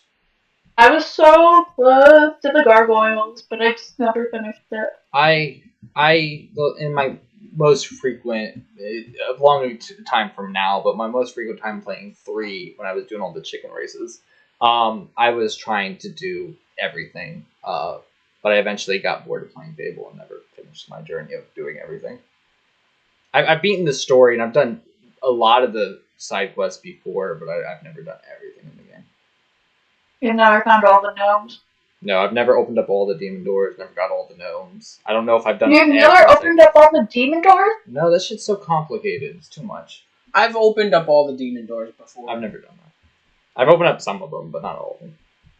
There's one. There's a demon door. So again, with my experience, there's no drive. I don't fucking want to go to this thing and then get a item. I don't care. Well, there's a demon door in the second Fable 2. There's a demon door where you have to buy the castle, which is like the most expensive house in the game, in order to open it. I like the beginning of Fable 2. Just like the concept. I'm a poor orphan child, and yay, he's gonna save it. You killed my sister! I just kind of like that intro. I think that intro is the best part. I don't like that if you save your family at the spire, you just get a note from your sister. But I know, she doesn't come back. Love you. Bye. She's like, love you, I'm gonna go adventure now. What a ripoff. Like, hey, some strange guy said that everything's gonna be cool. I don't know what happened, but I'm in the forest now. Yeah, I think they had a DLC thing. I never played the Fable DLCs, but I think they had another. I've played all of them, and there is nothing involving the sister. I thought your magic guy meets her or something in Fable 2. I don't know. Because I think he mentions her, at least I heard that. My only other favorite thing... no, she mentions that she sees this guy. So there's a good chance that he sees her, but we never see him. And in the DLCs, it doesn't interact. My only other favorite part about Fable 2 is the prison sequence. I love that. Oh, yeah. The prison sequence is my favorite. Because you're in there for 10 years, bro. I enjoy the prison sequence. I like when you come back and your babies are grown up into kids. Yeah. But they never turn into adults. Why? I know. Why can't they be adults? What if they were already kids before I went in there? They don't grow. They're not teenagers. They're children. I'm gone for 10 years and I come back. They're still 10. I'm like, although when you come back from prison, all of a sudden he's like, I killed all of your family. Oh, so just murdered my family, bro. I don't know. Yeah, when you go to like get all the heroes to combine their magic. Yeah, at the final climax, he's like, I killed your family, bro. And I go, I didn't love them anyways, and I cross my arms. And then he kills your dog. Kills your family and your dog to like try and... It's so that the Spire option, it tries to get you to pick your family. Mm-hmm. Just because they killed my dog, right? And your family. Well, yeah, but you can get new ones. Yes, yeah. You can easily go find another random NPC and love them. It's not that but bad. Is it really love if you're just picking you don't one? Get your dog. That's what you do anyways. You just pick one. No, I was emotionally invested. What was her name? Or his name? You can rename them, so it doesn't matter. He's not changing. We're married now. I'm changing your name. But no, I'm just saying they kill your dog. That's like the big thing. That's what I'm saying. They kill your dog. That's the most. That's the most important part of it because your dog is important. I'll get a new one. Because I picked the money one before to buy the castle, and it really sucks not having your dog around. Yeah. Yeah, because the dog will tell you where shit's buried. I say the dog gets in my way. Yeah. The dog gets in my way. You're just gonna get a metal detector? I mean, back to Fallout and Skyrim, I like having companions, but they get in the way, and if I'm trying to do something stealthily, they're like, no, I'm going in there. I'm fighting. Like, they just get annoying. And I'm just like, you're ruining what I'm trying to do. Or they're in the hallway and they're in my way, and I'm just like, move out of the way. I think companions, I like them, but they can be annoying. Oh yeah, I love Boone in New Vegas, but sometimes he gets in my way and I want to kill him. Yeah, fuck that. I love J'zargo in Skyrim. That's like my favorite companion. I don't know about the other Fallouts, but Fallout 4 has a decent amount of companions. It's kind of companion orientated. You don't have to have a companion. In New Vegas, I let one of my companions die by another group of people. Yeah. Yeah, it's not, you don't have to have a companion, but Fallout 4 throws so many at you, you're most likely going to have someone falling around with you. But you can only have one at a time, by the way. Well, in New Vegas, you can have, like a robot, like the robot and... Like a Mr. Handy? I have Boone and Eddie. Okay. Oh, you can have multiple people following you around? Apparently, and at least the specific ones that Chelsea chose in New Vegas. In Fallout 4, you can only have one. In New Vegas, you can have... There's this robot that flies around. You can have him, and you can have one other person. Just because the robot is counted as a robot and not a person. So you get another person and a robot. It's like a pet. That's not the case in Fallout 4. If you have dog meat, you can't have anyone else. In Skyrim, it is the same way. Like, you can have a Warhound follow you, and then also a person. Yeah, no, you can't do that in Fallout. If you have dog meat with you... Yeah, in Fallout 4, you can only have one companion. But that's without mods. As soon as you put in mods, you can have anyone who can follow you. But yeah, in New Vegas, you can have the robot and then one other person. I'm curious to see who you take a liking to when you eventually do play Fallout 4, because they throw a bunch at you. There might be even some to where your first playthrough you won't even ever meet them, or like ever do things with them. So I'm curious. I know there are factions. There's so much to do in Fallout. Yes. Like I've heard. Like I haven't looked a lot into Fallout because I want to play it. Mm-hmm. But Brotherhood of Steel. Yeah, they're in a lot of the games, but I still have what they do in Vegas. Like I know that they're in New Vegas, but I don't know where. But Fallout 4... I don't know anything about them. I just know the name. Fallout 4 I've aligned myself with the NPR. Or NCR? No, I don't remember. I don't know what they're called. It's California New Republic. Yeah. Yeah. Or, wait, I think it's NCR. NCR, My Chemical Romance? No. That's not who they are? They're not My Chemical Romance? Okay, it's NCR. It's New California Republic. Oh, NCR with an N. Yeah. Like Noodles or Nickelodeon. Yeah. Yes. Gotcha. Why'd you say it like noodles? Or Nickels or nickels. Are you hungry? no. All right. Do we do the last topic and wrap it up? Do we jump on to the last topic? No, it kind of feels weird. You don't want to talk about it? Well, no, because I was gonna talk Alright, about. we'll skip it. No, we don't have to talk about it. It's just a weird shifting. You want me to segue? conversation. I can segue into it. Segue into it. Yeah. So, you know how there's colleges, right? You know how colleges are a thing? Yeah. We're gonna talk about them now. Oh, that's a great segue. It worked. No, right? I was just gonna. We're talking about it. Now we're on topic. All right. Now if you turn away, now it's uncomfortable. Yeah. No, I it's was just- awkward. You could just cut this whole thing. So. No. I don't know. We were trying to come up with topics, and I just finished my first semester of college. Well, my second semester, but my first full semester. Is it how it's depicted in the movies? Yes. and TV shows? Everybody's fucking everywhere. Smoking Parties weed all on the the time? steps. Yeah. No, we live in the middle of nowhere, so no one. You're lucky if you're walking down the hall and Just someone else makes racist eye truckers. contact with you. Yeah. Everybody. Is your college filled with racist truckers? They're just everywhere. Yeah, no, no, since we live in the middle of nowhere and it's just a community college, everybody's just like walking to class, looking at the floor. You're lucky if you catch eye contact with somebody else. They're all awkward. There's no parties, nothing. No one's throwing a weekend party. I mean, maybe now that the semester's ending, but I haven't heard anything. Maybe I'm just. I heard college is hard.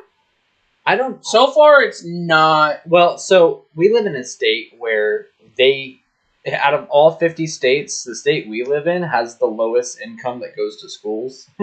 So I finally found that out, and that explains so much why Ryan and Jason's schools are so ready to be like, all right, we're not going to school today. And why Robert doesn't have to go to school as often as I think you would typically go. And obviously, because they're not funded as much, I feel like also that means the resources you have to study could be a lot easier compared to other places. That actually kind of explains a lot of things too, because I feel like, so in high school, when I was getting into like my junior and senior year, I failed my first class junior year. It was pre-calculus. Mm-hmm. But my grades in high school were a lot worse. I just finished my first semester I took in pre-calculus college. in high school. Yeah. Yeah, I did too. I failed it I first. didn't. I had to take it twice. Oh. I failed it. But Can't relate. I was in honors. I took other math classes. I skipped that. So my first semester in college, I just finished with all A's, and I'm like, this is way easier than high school. But then again, I was in Florida where I don't know what it is, but I feel it's definitely higher than so here. I was in a decently sized city or town in Florida where the school was brand new and everybody was going there. Mm-hmm. So I feel like the standards might have been higher than the middle of nowhere at a community college. You know what I'm saying? Mm-hmm. But I am by this time Well, next that's year. good. By this time I mean, next it makes year, it easier. Good luck failing. yeah. And you get a degree. You get the No, same but I'm level of just saying, degree. if you can get I was your already degree getting cocky. I was easier, like that's way better. halfway through the semester, I was already getting cocky. I was like, "Mom, you ready for me to be valedictorian?" And I was like, and so far I'm on track, but I have a 4.0 still. What'd you say, Chelsea? That's great. You said something prior while he was going on his spiel. I think I said that if you can get a degree easy, that's better. Yeah, and then I made the comment like, yeah, my degree is no different from a Florida degree, like, and it was way easier. I'll take it. This time next year, I'm gonna transfer to a university, and then I can keep going because I plan on getting my doctorate, my PhD, which is, at least if the first 2 years or year and a half is gonna be easy, then that'll take some weight off for when I do go to university and shit's gonna be hard. I think that's what I'm doing wrong. I think I need to go to college so then I can not use that degree, and that's how I get the money I need. Yeah. Because that's. Are you implying I'm not going to use my degree? No, I'm just saying most people who have a decent amount of money that you know through they the have internet some or whatever. sort of degree. They went to college, didn't use their degree, and now make money doing whatever they do now. I think that's what I'm doing wrong. I need to just choose something random to study. The most obscure study Philosophy.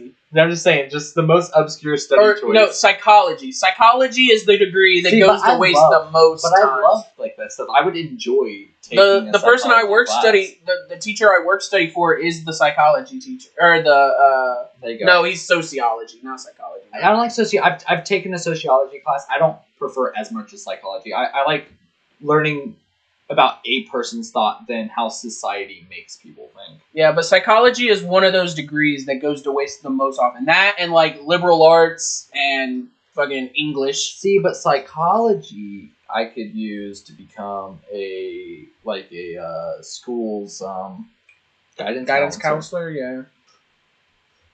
I don't know. And I like talking to people. For working at a school, to be a teacher, like a high school teacher, you have to have a 4-year degree. To work at a college, you have to have a 6-year. I don't know how that translates to being a guidance counselor. Maybe you have to have a 4-year degree. I've looked at that type of stuff. So guidance counselors, I don't remember now anymore, but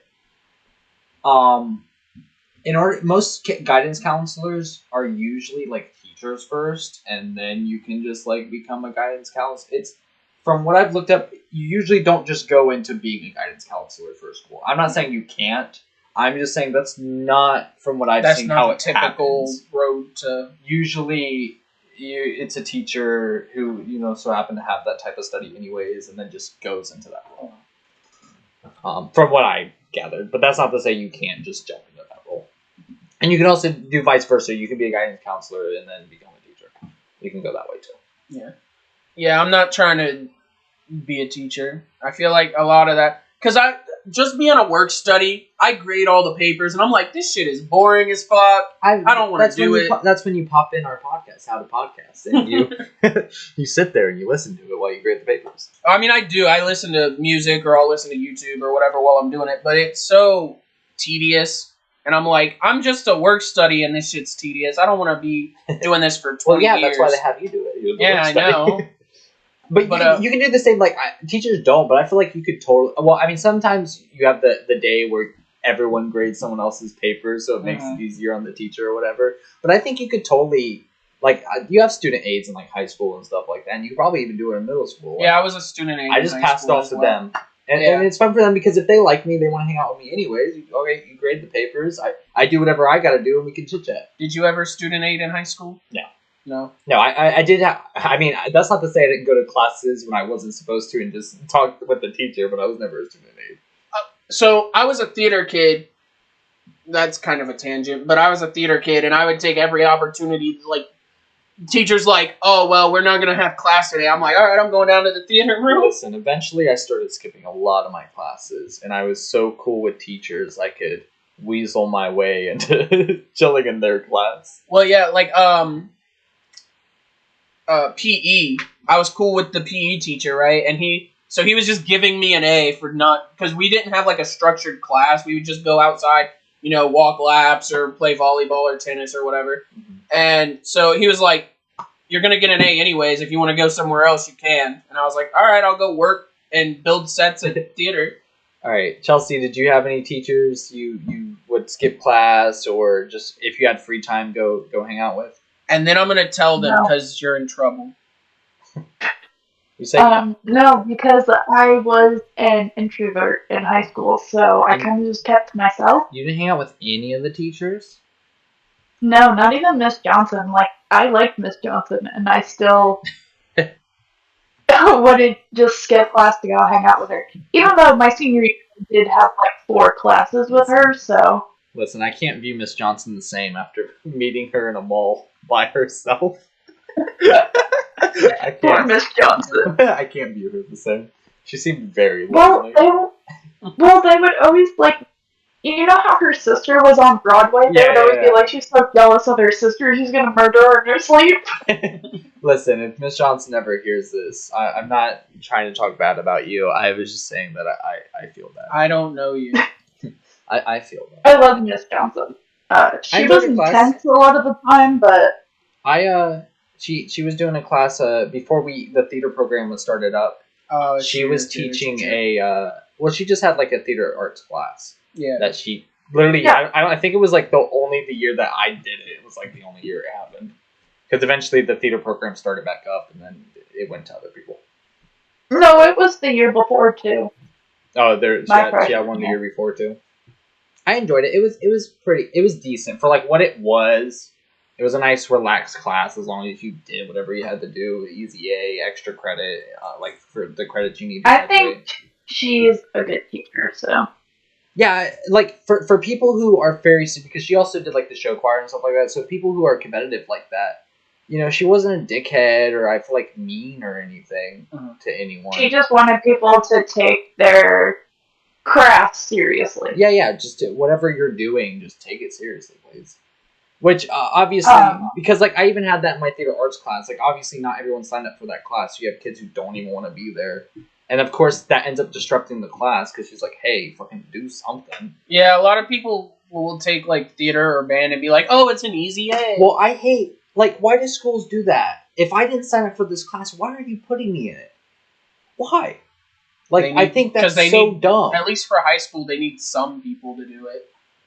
With colleges, but it ends up disrupting the class because now you have people who don't want to be there, and I did hear that the choir program kind of went downhill when Hathaway took over. I don't know what you mean, but I think Hathaway's a decent guy and he was doing what he was doing. I don't know. I heard it wasn't the same as Miss Johnson. I think that the male's choir improved, but that probably hindered the female's choir. I was just saying. He was a student teacher, for in one of my classes, either freshman or junior year, and then he started teaching at the middle school, and then he started teaching at the high school when Miss Johnson won. Yeah. So, I knew him a little bit, but, I don't know. Everybody said I sucked at choir, so nobody really liked me. It was fine. I'm a bad singer. Poor Chelsea. Yeah, I was just saying, with the whole why they would put you in a class that you didn't sign up for, I think it's just because you got to fill seats in high school. But within college, they don't do that. If you don't get enough people signing up for your class, they just cancel it for that semester. I don't think I ever ran into that issue because the classes I signed up for aren't typical classes people want. Like I said, I took a psychology class. I took the theater arts. I don't think I was ever put in a class that I didn't want to be in. Because I signed up for it. I was like, yeah, I want this. That's not to say I haven't gone. My first day of school, my schedule wasn't fucked. They really tried to get me because you're supposed to take 2 PE classes, but they never gave me my second PE class, even though I signed up for it. But they gave me a language class I didn't sign up for. Yeah. They're like, oh, hey, we know you need this thing to graduate, but we're going to get you this thing. We only needed 1 PE class and 2 language classes. We needed 1 credit, but our gyms were half a credit. Yeah, they were half a credit because it was 1 semester. No, we needed half a credit, but they counted our PE classes as a 0.5 credit. Well, yeah, that is half a credit. 0.5 is a half. No, you needed 1 full credit of gym, 1 half credit of health. Yeah. That's how we were. So I took 2 gym. I took regular gym, and then I took a weight training class. And then my second gym I had to take online. Lauren and my ex-boyfriend are the reason I graduated because I didn't want to go to summer school to finish the online PE classes. They didn't want to take the easiest high school test you could ever take. And I was like, you better. I wish I had to do it. Lauren was like, you could literally, because it was the last day of summer school, and Lauren was like, you could literally graduate right now, you just gotta take those quizzes. Yeah, and I was like, please don't. I could see if it was a harder quiz. It's literally, one of the questions was, out of these exercise, which ones exercise your legs? And it would be, running. And then the other ones would be, push-ups. And then planks. And then, something else that's non-leg related.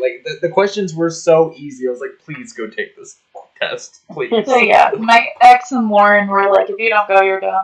Yeah, I was like, please, dear God. I could see if it was a fucking calculus 2 test or some dumb shit that could be complicated. See, and now you have a high school diploma.